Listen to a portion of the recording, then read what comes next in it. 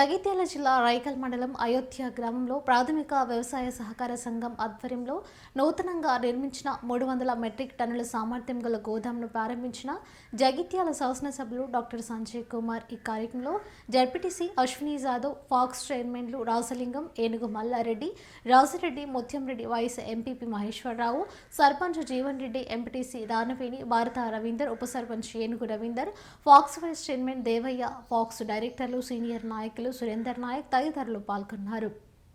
Market ద్వారా కావచ్చు, లేదా కేంద్ర రాష్ట్ర ప్రభుత్వాలు కలిసి చేసి ఇట్లా నాబార్డ్ బ్యాంక్ లోన్ అంటే ఇది మళ్ళీ తిరిగి కట్టేది వీటి ద్వారా కావచ్చు, ప్రభుత్వం ప్రత్యేకమైన శ్రద్ధ పెట్టి ఇవాళ 25 లక్షల మెట్రిక్ టన్నుల పైన మనం గోదాములు నిర్మించుకున్నామని సందర్భంగా తెలియజేస్తున్నాం. ఇది ఎవరు ఊహించలే. అంటే మన స్వతంత్రం వచ్చి 75 ఏళ్ళు దాటిపోతే ఇవాళ 24 అంతలు మొదటి 5-6 సంవత్సరాలు చేసుకున్నాం. దానికి ఉదాహరణ మనం రైకల్ చూసాం. అంత పెద్ద గోదాం బీర్పూర్ మండలం ఏమి ఉండేది కాదు. సరంగాపూర్ పోతారంలో, జగిత్యాల మార్కెట్లో వేర్ హౌసింగ్ కూడా 10,000 మెట్రిక్ టన్నులు కట్టుకున్నాం. కానీ మనం మెడికల్ కాలేజీకి ఇచ్చుకున్నాం. అంటే ఈ రకంగా రాష్ట్రం అంతా కూడా మన ధాన్యం దాచుకునే విధంగా ఎరువులను సమయానికి కావాలంటే మన గోదాములు ఉండాలని చెప్పి ఇట్లా నిర్మించుకోవడం బట్టి ఇవాళ ఎరువుల షార్టేజు గత 4 సంవత్సరాల నుంచి కూడా మనకు రాకుండా పోతా ఉన్నాం. మరి ఏదైతే ఇంతకుముందు చెప్పారు టెస్కాప్ చైర్మన్ రవీంద్రరావు గారు మొదటి నుంచి కూడా ఈ సహకార రంగం దాంట్లో వారు యాక్టివ్ ఉండి 2005లో మన కేడీసీసీ బ్యాంకు నిండా మునిగే పరిస్థితి, జీతాలు ఇవ్వలేని పరిస్థితి.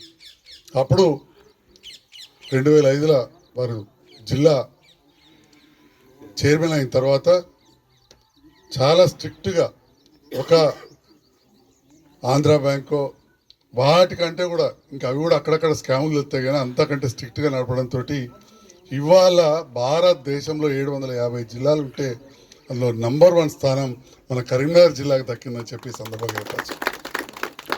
ఒకనాడు జీతాలు ఇవ్వని పరిస్థితికి వెళ్ళి ఇవాళ 1,000 కోట్ల రూపాయల డిపాజిట్లు అయ్యి ఎన్ని కోట్ల ముచ్చే మీ దగ్గర 2,000 కోట్ల 4,000 కోట్ల 4,000 కోట్లు.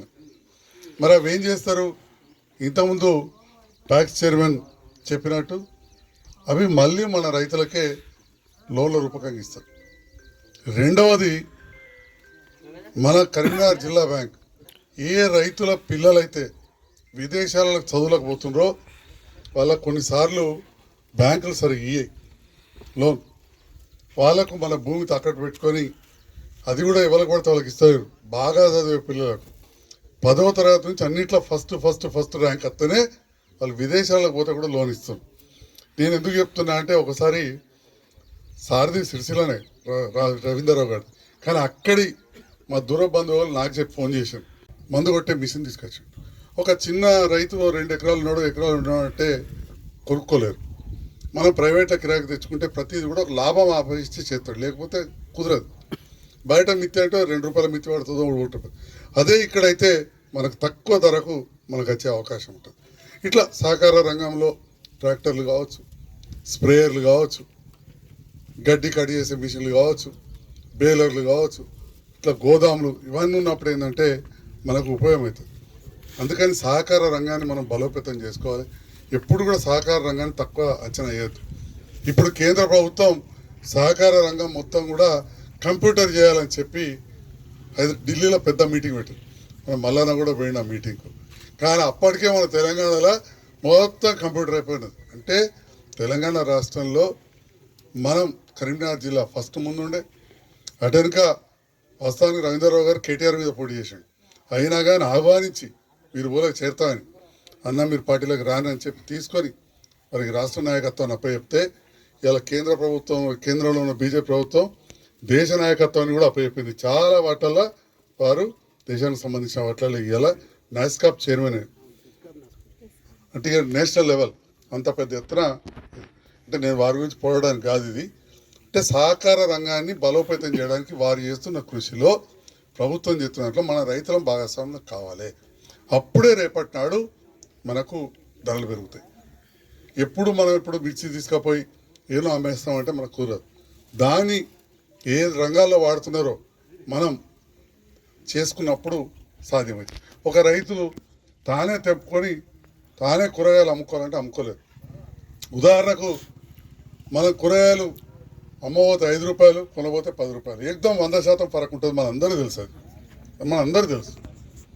మరి అటువంటి సందర్భంలో సహకార రంగం ఉంటే మనం ఒక దాంట్లో వేసి ఒక మనిషిని పెట్టి అమ్ముకునే పరిస్థితి వస్తే మనకి ఎక్కువ లాభాలు వచ్చే అవకాశం ఉంటుంది. అందుకనే గత ప్రభుత్వంలో రైతు బజార్లు అవన్నీ కూడా ప్రారంభించారు. అనుకున్న స్థాయిలో సక్సెస్ కాలే. నేను కూడా జైతాల రైతు బజార్ మూలకు పడితే 15 ఏళ్ళ తర్వాత దాన్ని తెరిపించిన. కానీ రైతులు వ్యాపారులు అందరూ కూడా చేసుకుంటున్నారు, కొంత లాభం అవుతున్నారు. కొన్నిసార్లు రైతులు చెప్తున్నారు మేము మబ్బుల పోయి కూరగాయలు ఇట్లా నిమిషంలో అమ్ముకొని రాగలుగుతున్నాం హోల్సేలర్స్కి అని చెప్పి. అంటే ఎప్పుడైతే మౌలిక వసతులు పెరిగితే అప్పుడు బాగుంటుంది. బీట్ బజార్లో కూడా 4.5 కోట్లతోటి బ్రహ్మాండమైన కూరగాయల మార్కెట్ తయారు చేసాం. చలిగాల మార్కెట్ కూడా మీరు చూసిండ్రు, 7 కోట్లతోటి అభివృద్ధి చేసాం. ఇంకా మళ్ళా మొన్న 2,70,00,000 రూపాయలు మంజూరు చేయించిన, టెండర్లు కూడా అయిపోయినాయి. ఏదో కాగితం కాదు, పక్కకి ఇంకా 10 ఎకరాలు కూడా తీసుకున్నాం. అంటే ఈ రకంగా రైతుల కోసం మౌలిక వసతులు ఇచ్చినప్పుడు మనకు గిట్టుబాటు ధర ఎక్కువ వచ్చే అవకాశం ఉంటుంది. ఇవాళ ఏదైతే ఈ గోదాం కట్టుకున్నామో ఏదో అప్పు తెచ్చుకున్నాం కట్టుకున్నామని కాదు, మనం రైతులం ఈ సహకార రంగాన్ని బలోపేతం చేసుకుంటే మనం వివిధ వ్యాపారాలు చేసుకుంటే అసలు ఈ వ్యాపారమే చేయాలన్నది లేదు, ఏ వ్యాపారమైనా చేయొచ్చు. అంతటి అధికారాలని చేసుకొని మరి అప్పు కూడా కట్టుకోవాలి, మనమే కట్టుకోవాల్సి వస్తుంది. కాబట్టి ఆ లోన్ తక్కువ ధరకు ఇచ్చేది నాబార్డ్, కేంద్ర ప్రభుత్వం ఉంటుంది, కేంద్రానికి రాష్ట్రం పన్నులు కడుతుంది. ఈ రకంగా మనం ముందుండి ఇవాళ తెలంగాణ రాష్ట్రంలో అత్యధిక గోదాములు మన కరీంనగర్, ఉమ్మడి కరీంనగర్ జిల్లాలో కడతా ఉన్నారు. ఎక్కడ చూసినా ప్రతి సొసైటీ చైర్మన్ ఇలా గర్వంగా చెప్పగలుగుతాడు, మా 2 శిలాపలకాలనే శిలాపలకం ఉన్నది అని చెప్పి. ఇవాళ మన ఉమ్మడి అంతకుముందు కూడా చైర్మన్లు ఉండరు, కానీ ఈ స్థాయిలో ప్రోత్సాహం రాలే. దాని అందరికి కూడా ఒక నాయకత్వం. మన దగ్గర కూడా చైర్మన్లు అందరూ కూడా పటిష్టంగా ఉన్నారు, బాగా పనిచేసి. ఒకటే ఏమైందంటే వడ్లు మరీ ఎక్కువ వండేసరికి ఇక కొంత రైస్ మిల్లర్లు ఇబ్బంది పెట్టిన మాట వాస్తవం. నేను కూడా అన్న రైస్ మిల్లర్లో ధర్నా చేద్దామని చెప్పి, నేను అధికార పక్షంగా నేను పోతే ఆయనతో కూడా బంద్ పెడితే ఇబ్బంది అవుతుందని చెప్పడం జరిగింది. కాబట్టి అదొక్కటి వారి చేతిలో లేని దానికి కొంత ఇబ్బంది అయింది. ఈసారి ఉండదు, ఎందుకంటే దాదాపు 4 లక్షల ఎకరాల నాగార్జున సాగర్కి నీళ్ళు వస్తలేవు. కాళేశ్వరం చిన్నగా అయితే రిపేర్ చేస్తలేరు. కాబట్టి 3-4 లక్షల ఎకరాల పంటలు తగ్గే అవకాశం ఉన్నది. కాబట్టి వరి దిగుబడి కూడా బాగానే తగ్గుతుంది. కాబట్టి ఎక్కడ కూడా ఇబ్బంది ఉండదని చెప్పే అనుకుంటా ఉన్నాం. ఇక వ్యాపారస్తులు కొన్నిసార్లు ఇబ్బందులు పెట్టడం వల్ల మీకు కొంచెం ఇబ్బంది అయింది తప్ప అదర్వైజ్ అందరూ కూడా బాగా పనిచేసిండ్రు. రైతన్నలకు కూడా నిరంతరం కరెంట్ ఇచ్చుడుతోటి జీవన విధానంలో మార్పు వచ్చింది. తెలంగాణకి పోయి కరెంటు కట్టుకునే పరిస్థితి లేదు. ఇప్పుడే అడుగుతున్నారు ఇక్కడ కరెంటు కావాలంటే. అసలు ఎన్ని స్తంభాలు వేసినాం గతంలో చూస్తే ఇక్కడ ఒక్క ఊర్లో 166 స్తంభాలు వేసినాం, దాదాపు 30 కొత్త ట్రాన్స్ఫార్మర్లు పెట్టాం. అందుకే లో వోల్టేజ్ లేకుండా వచ్చింది. ఏం చేసిండ్రు కేసీఆర్ గారు అంటే, కేసీఆర్ గారి నేతృత్వంలో రైతులు సుఖంగా రాత్రిపూట ఇంట్లో నిద్రపోయే విధంగా అడగక ముందే కరెంటు స్తంభాలు వేయడం జరిగింది.